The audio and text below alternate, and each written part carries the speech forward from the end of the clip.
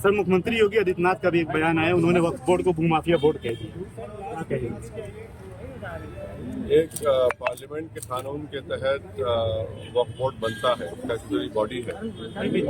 इसके ताल्लुक से संवैधानिक ठोस पर लेकर इस तरह की वाहियात बात वो करते हैं, तो वो मैं इसका कंडेम करता हूँ। और वो क्यों कह रहे हैं? इसलिए कह रहे हैं कि वो नफरत की फिजा जो है मुसलमानों के खिलाफ उसको और फैलाना चाहते हैं। जब उत्तर प्रदेश में जितने वक्त की प्रॉपर्टीज हैं उसको सरकार के ऑफिसर खुद सर्वे करते हैं, और सर्वे करने के बाद जब रिपोर्ट लिखते हैं चीफ सेक्रेटरी को, तो सरकार उन प्रॉपर्टीज को गजीट इशू करेगी कि वक्फ की प्रॉपर्टी है। वो कैसे इस तरह की बात करते हैं? तो ये सिर्फ और सिर्फ नफरत फैलाना इनका काम है, और वही काम कर रहे हैं। सर, मीडिया रिपोर्ट्स में ये बात आई है कि उत्तर प्रदेश सरकार ने अभी ये बात कही यहाँ पर कही इसके अप्रूव के आसपास जो वक्त की संपत्तियां हैं वो सरकार सुनिए, अभी हम जवाब दे रहे हैं। जितने भी वक्फ प्रॉपर्टी उत्तर प्रदेश में है उसका गजीट नोटिफिकेशन किसने इशू किया? आपने तो इशू नहीं किया, हमने तो इशू नहीं किया, सरकार ने इशू किया। अब सरकार अब इशू कर रही है तो फिर वो बताए कैसा वो गलत हो रहा है। सरकार ही खुद इशू कर रही है और सरकार के इशू के ऊपर गजीट होता है। और उत्तर प्रदेश में 95% वक्फ प्रॉपर्टीज जो है वक्फ बाय यूजर है। अब ये जो बिल आया है, इस बिल में वक्फ बाय यूजर अगर आप निकालेंगे तो फिर उन प्रॉपर्टीज का स्टेटस क्या होगा बताइए? सीधे तौर पे मुसलमानों से जुड़ा हुआ है। देश के मुसलमान क्या चाहते हैं? वो ये जो एक्ट है वो लागू होना चाहिए। कौन सा एक्ट?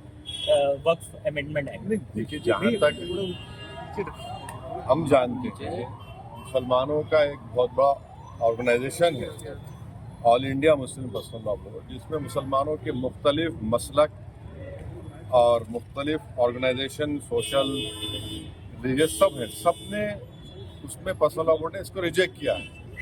और सब ये कह रहे हैं कि 2013 का जो कानून है वो बेहतर है, जो प्रिंसिपल एक्ट है। आज आप कोई कानून ला रहे हैं तो वक्फ की जायदाद को बचाने के लिए नहीं, वक्फ की जायदाद को बर्बाद करने के लिए ला रहे हैं। आप बताइए कि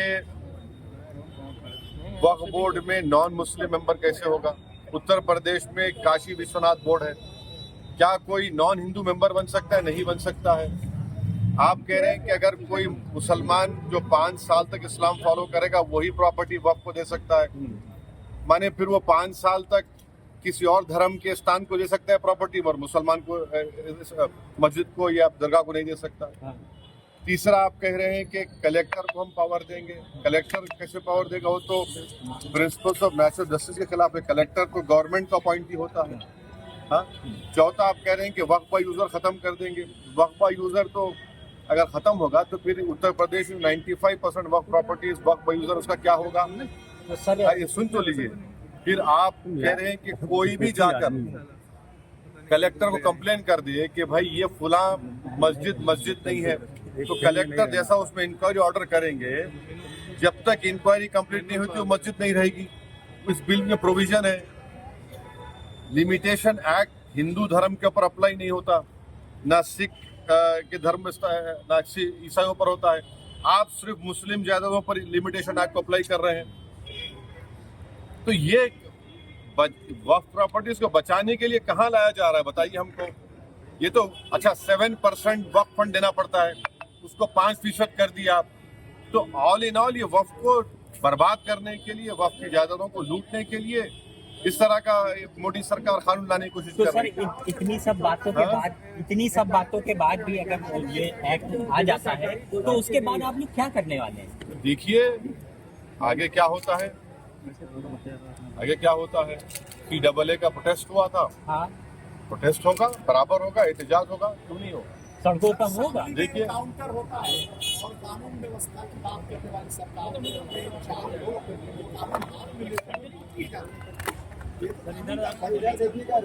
ये तो कानून के राज है।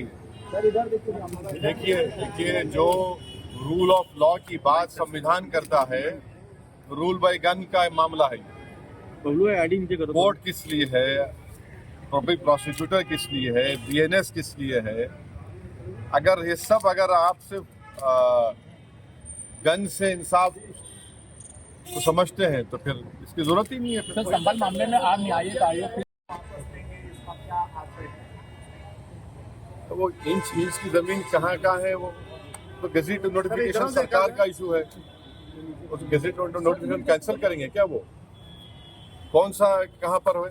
अच्छा, संभल की मस्जिद है, ASI का मॉन्यूमेंट है और उस मॉन्यूमेंट के 5 फीट के ऊपर आप आउटपोस्ट बना रहे हैं, तो 100 मीटर का कानून लागू नहीं होता उसके ऊपर? क्या बात कर रहे हैं? और फिर वो लोग भी तो, वो जो प्रॉपर्टी है 39A में मुरादाबाद की वक्फ की रजिस्टर्ड है वो। अब देखिए, अब बजट सेशन के आखिरी दिन तक रेजोल्यूशन से पार्लियामेंट ने टाइम दिया है। अब हम तो हमारे चेयरमैन साहब से रिक्वेस्ट किए हैं कि आप इसको जल्दबाजी मत करिए, पूरा सुनने दीजिए। और हम कश्मीर के नुमाइंदों को नहीं सुने, बड़े बड़े प्रदेश से गए हैं या वहाँ के लोग आए हैं, तो हम उम्मीद करते हैं कि जल्दबाजी में कोई फैसला सरकार और हमारे चेयरमैन साहब ना लें। हम तो हमसे रिक्वेस्ट उनसे करेंगे। 24-25 तारीख को कंक्लूड कर देंगे, जो मेंबर्स उनकी रिपोर्ट लेके 31 को पेश भी कर देंगे। तो वक्त जो टाइम देखिए वो 24-25 को मीटिंग है, मगर मैं प्रियम्प नहीं कर सकता क्या होगा बोले। पिछली कुछ बैठकों में देखने को मिला था हिंसा हो गई, सांसद आपस में UCC लागू करने थे। उत्तराखंड में UCC को लेकर उन्होंने ये इसको UCC नहीं बोल सकते आप। Hindu marriage act, Hindu succession act का एक्सेप्शन दे रहे आप, ट्राइबल्स पे लागू नहीं होगा। कहाँ का यूनिफॉर्म सिविल कोड है ये? आप सिर्फ मुसलमानों को उनके मजहबी तरीके से शादी या डिवोर्स या फिर जायदाद का बंटवारा उसको रोक रहे हैं। तो कहाँ है याद? आप तो Hindu marriage act, Hindu succession act में तो लागू ही नहीं हो रहा, और ये झूठ बोल रहे हैं। इस देश में ऑलरेडी अगर आप अपने रिलीजन के कानून के तहत कोई चीज नहीं करना चाह रहे तो आपके पास स्पेशल मैरिज एक्ट है, इंडियन सक्सेशन एक्ट है, जुवेनाइल जस्टिस एक्ट है, उसको इस्तेमाल करिए ना।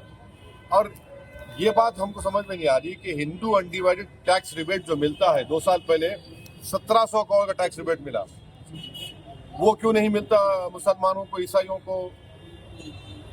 ये तो राइट टू इक्वालिटी के खिलाफ है। और आप यूनिफॉर्म सिविल कोड की बात करते हैं, मगर कोई अपना मजहब हिंदुइज्म से चेंज करता है तो उसको परमिशन लेना पड़ता है। तो कहाँ का यूनिफॉर्म सिविल कोड हुआ ये?